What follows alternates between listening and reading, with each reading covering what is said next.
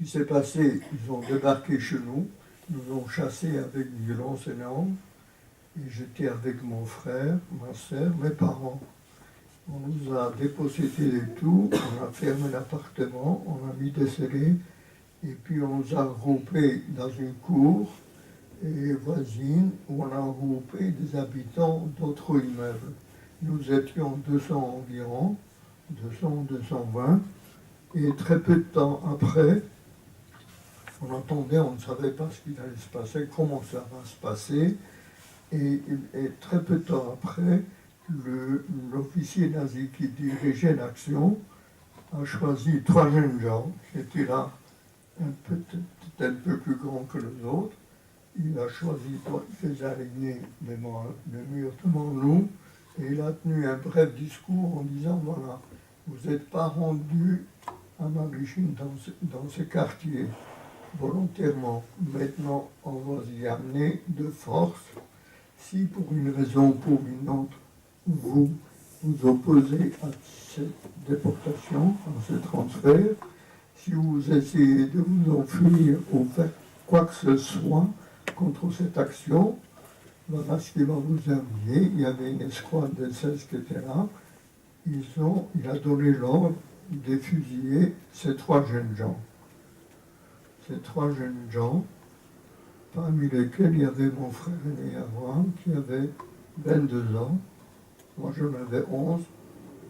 Eh bien, il faut dire que cet assassinat sommaire était pour notre famille le début d'un grand malheur et extrêmement douloureux, surtout pour mes parents, aussi bien pour ma mère qui adorait son fils aîné, bien entendu, et que mon père aussi avait un problème extrêmement important par rapport à son fils.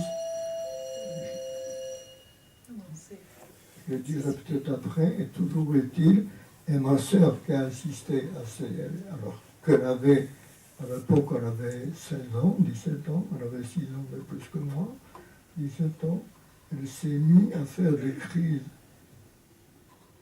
de convulsions de type épileptique, une espèce d'épilepsie réactionnelle, alors qu'elle n'était jamais malade.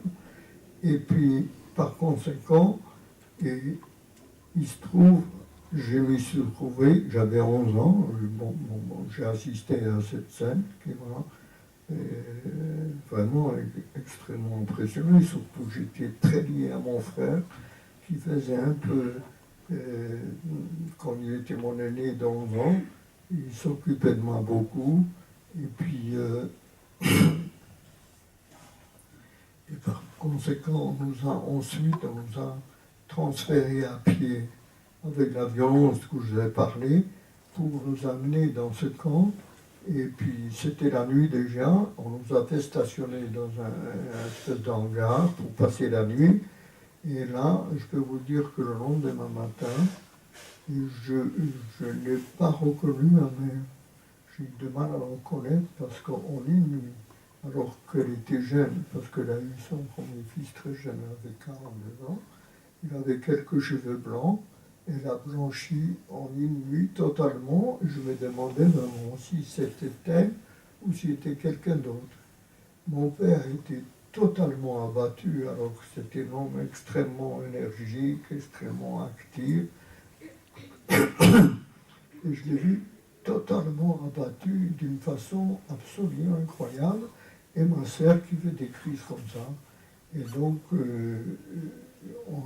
ensuite, on nous a ramenés dans ce quartier, et dans ce quartier déshérité, et il était vide, heureusement, grâce à un employé de mon père qui était déjà là-bas.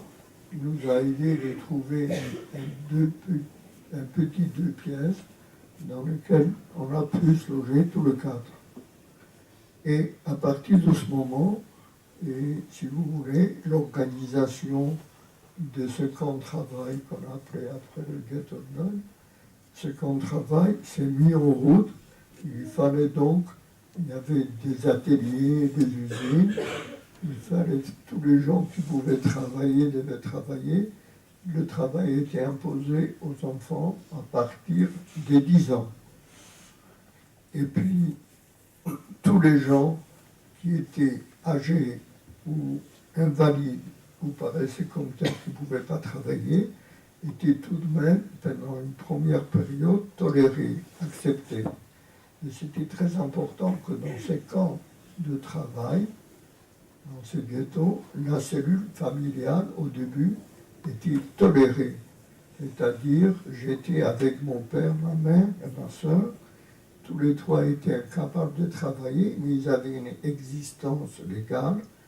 Ils recevaient des tickets d'alimentation inférieurs à celles de gens qui travaillaient, mais ils avaient un droit tout de même minimal, ils l'avaient. Et donc c'est une chose très importante. Et moi, je me suis mis à travailler et je suis devenu un peu le soutien de ma famille parce que la dépression de mes parents était très profonde, la maladie de ma sœur était extrêmement violente et par conséquent, surtout mon père était très déprimé parce qu'il s'accusait de la mort de son fils. Il a passé 4 ans à s'accuser en disant j'ai tué mon fils, j'ai tué mon fils. Pourquoi? Parce qu'il a empêché, lorsqu'il avait 20 ans, 2 ans avant, il a empêché de partir, parce que mon frère était athée et sioniste, il avait décidé de partir en Palestine, et mon père l'a empêché de le faire en disant qu'il avait besoin de lui, et que sa mère était un peu souffrante, il souffrait beaucoup de son départ, et il est revenu, et c'est comme ça, peu de temps après, il a été assassiné, et mon père disait, c'est moi qui l'ai assassiné, parce que si je n'étais pas allé le chercher, si je l'avais fait revenir, il serait vivant. Et j'avoue que c'était une chose extrêmement difficile. Quant à la situation, j'ai abrégé de 40 à 42, il faut dire. Ces camps étaient hermétiquement fermés, il n'y avait aucune communication possible avec l'extérieur, et c'était extrêmement... Nous étions isolés totalement, on ne savait pas ce qui se passait à l'extérieur, parce que contrairement au ghetto de Varsovie, où il y avait le tout à l'égout, où les gens pouvaient communiquer avec l'extérieur, où ils savaient exactement ce qui se passait, ils connaissaient l'existence des camps d'extermination de Treblinka, ils connaissaient Auschwitz, Birkenau, ils connaissaient tout, ils savaient. Et quand on sait, on peut réagir. Si on ne sait rien, on ne peut pas faire grand-chose. Et c'est comme ça, d'ailleurs, la révolte a été possible là-bas, alors qu'elle était impossible dans notre ville par des circonstances géographiques, tout simplement. Eh bien, là, les conditions étaient, il faut transformer ces gens, ceux qui peuvent travailler, il faut les transformer à l'état de sous-hommes pour qu'ils travaillent, mais qu'ils ne puissent pas faire autre chose, ils ne puissent pas envisager de solutions, de soulèvements, d'opposition, etc. Et pour y arriver, c'était quoi? C'était des conditions de vie quotidienne tout à fait insupportables, sur le plan de l'hygiène surtout, et s'il n'y a pas tout les goûts, s'il n'y a pas de savon, qu'il n'y a aucun moyen. Sur le plan, bien entendu, il y a des maladies rapidement contagieuses, infectieuses, le typhus, la tuberculose, et je passe sur les détails. Et donc,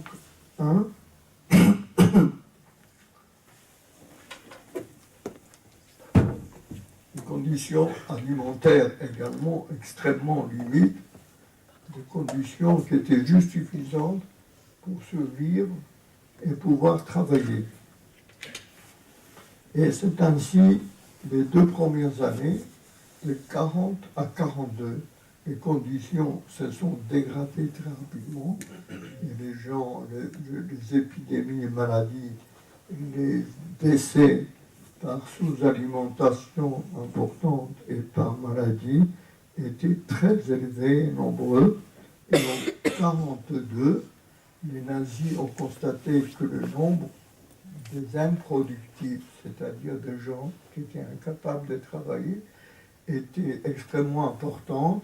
Et une décision a été prise de les éliminer de camps.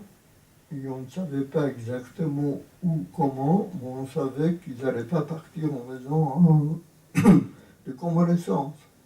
Et par conséquent, en 1942, en septembre, il y a eu une décision de sortir de force tous les gens improductifs, à savoir tous les enfants de moins de 10 ans, et puis ensuite tous les gens qui paraissaient âgés, qui paraissaient invalides ou malades, qui ne travaillaient pas. Et cette proportion était importante. Et il faut vous dire que le fait que la cellule familiale était tolérée dans ce camp, il y avait de jeunes couples, il y avait de jeunes femmes, de jeunes hommes qui se mariaient. Ils se mariaient quand même, et ils avaient des enfants. Il y a des enfants qui sont nés dans le camp entre 1940 et 1942. Il y avait ces enfants qui avaient 6 mois, 1 an, ou d'autres qui étaient même nés avant, qui avaient 4 ans, 5 ans. Il y avait un ordre, il fallait que les parents qui étaient jeunes, qui travaillaient, il fallait qu'ils se séparent volontairement de leurs enfants. Et je ne sais pas si vous pouvez imaginer la violence de ces séparations et que les parents ne voulaient pas séparer de leurs enfants. Et il y en a même qui sont sacrifiés et tout. Eh bien, on était obligé d'arracher, les nazis ont arraché les enfants aux parents pour les jeter dans un camion, pour les exterminer à l'extérieur du camp. Vous imaginez les scènes qui ont existé pendant cette période. En ce qui nous concerne, il est évident